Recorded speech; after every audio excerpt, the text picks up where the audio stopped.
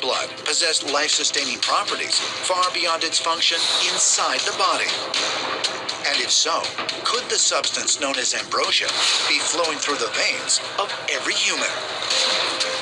As far as many ancient astronaut theorists are concerned, the answer is yes. And they suggest that this profound notion was first conveyed to humankind more than 2,000 years ago by a man named Jesus.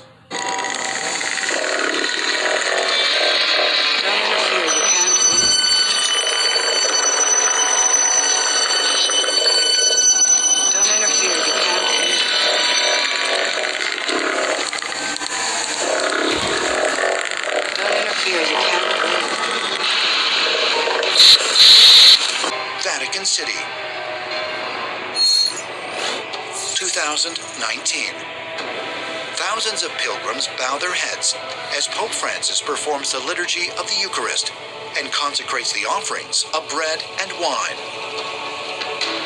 According to church historians, the ceremony's roots lie in the Last Supper Jesus shared with his disciples shortly before he sacrificed his life on the cross. As he passed the bread, Jesus said, "Take this and eat it. It is my body." And as he passed the wine, he said, "Drink this. It is the blood of the covenant."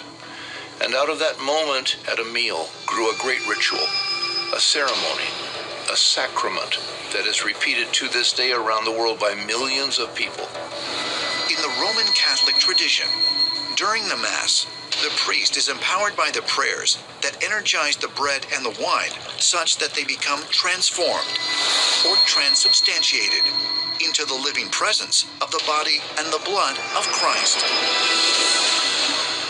Transubstantiation is one of the Catholic Church's most exalted mysteries.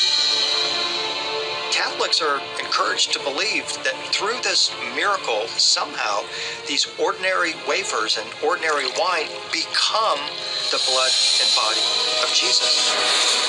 Could this rite of turning bread and wine into the body and blood of Jesus really have otherworldly origins?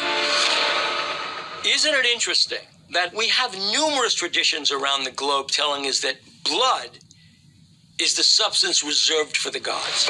Now we have to ask, is there a connection between the ritual of the Catholic Mass and extraterrestrials?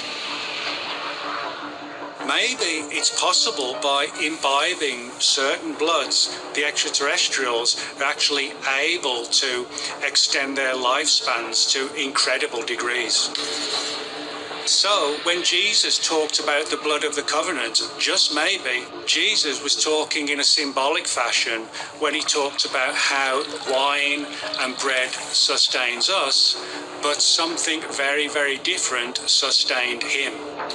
That the wine that sustains us is the parallel of the blood for Jesus.